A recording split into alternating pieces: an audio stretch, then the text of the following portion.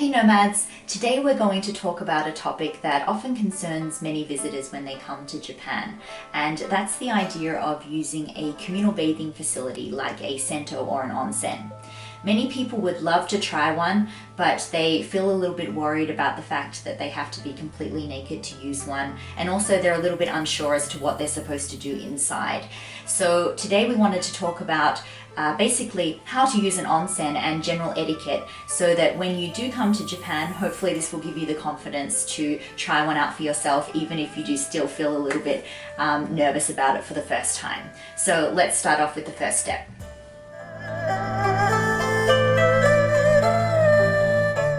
So the first thing you're going to want to do is to head into the right baths. For the men, it will be a blue curtain with the kanji for man on it, while the women's will be a red curtain with the kanji for woman on it.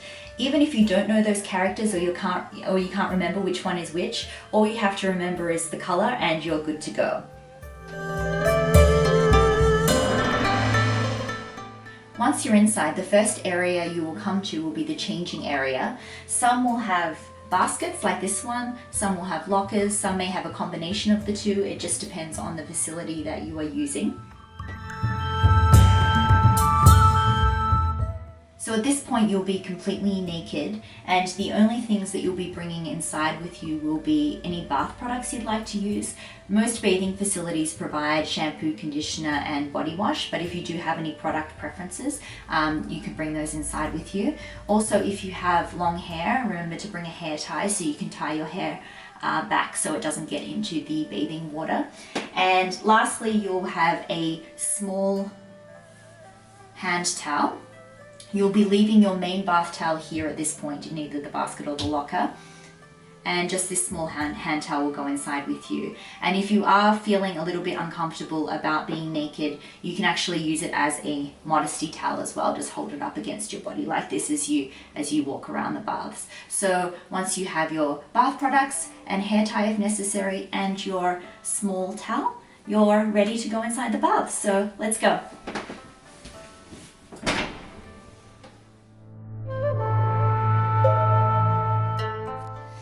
Once inside the baths, the first thing you should do is to head over to the shower area. If you do see somebody's personal products at a particular space, it's considered bad form to take it, even if that person is not physically there at the time. So find a free space, or you may have to wait for one to become available if it's a very busy time or at a busy bathing facility.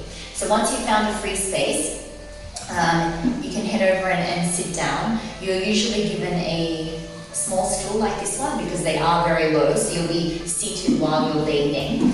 And you're also given a small bucket as well that you can use to either rinse yourself or even soak up your hand towel if you'd like to use that for washing.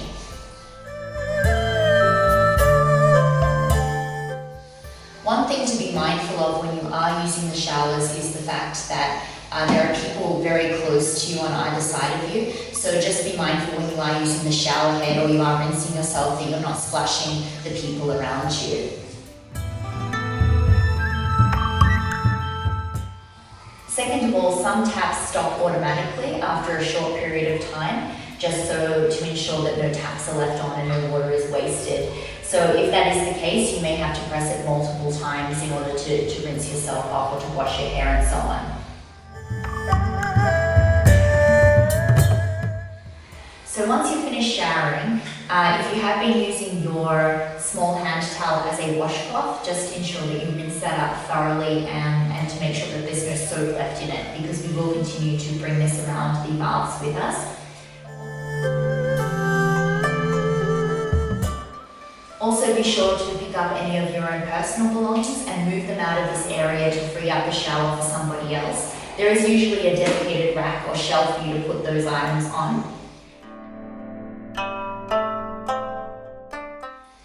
Lastly, it's considered good etiquette to rinse down the stool that you've been sitting on and just to generally tidy up the area so it's ready for the next person to use.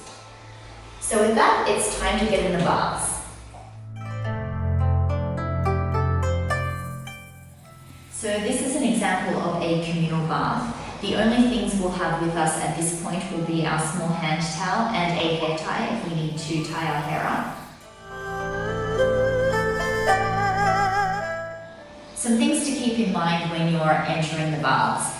First thing is to cause minimal disruption to the people around you. So when you are actually stepping into the baths, do it slowly, try not to splash or cause too much disturbance to the water. Generally keep noise down and definitely no swimming.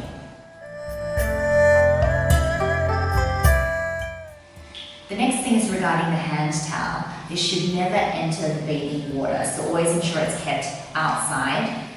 Because of this, many people actually like to fold it up into a neat little square and they pop it up on their heads like this. So you may see people doing this when you're in the baths, and you may like to try it yourself as well.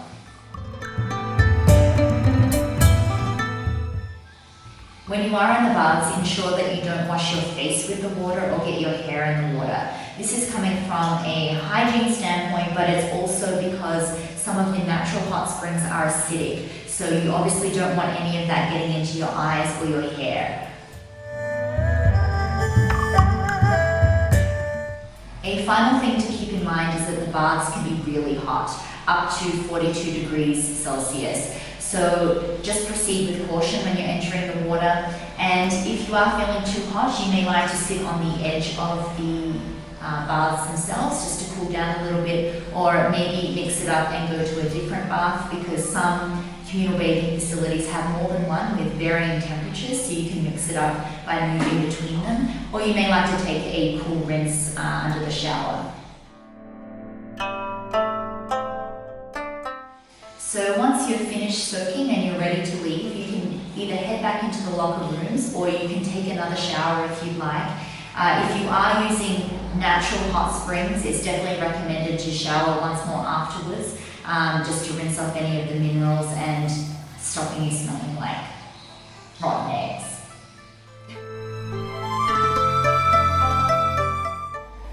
Before heading back into the locker room or the changing area, dry yourself off as best as possible using your small hand towel so you don't drip too much on the way to your locker. And then once you're inside there, you can grab your big towel and dry off completely. So then of course you're free to get changed back into your clothing, and many of the communal bathing facilities will have areas for you to use once you've finished using the baths. For example, they'll have sinks, benches, places for you to do your makeup and hair dryers, relaxation areas, vending machines and so on, so you can rehydrate once you've come out of the baths. So basically take your time and enjoy the experience. We hope that this video has shed some light onto how to use a communal bathing facility in Japan and the general etiquette. If you do have any more questions, feel free to leave them in the comment section below and we'll do our best to answer them. So happy travels to Japan and happy bathing. Thanks for watching. Bye.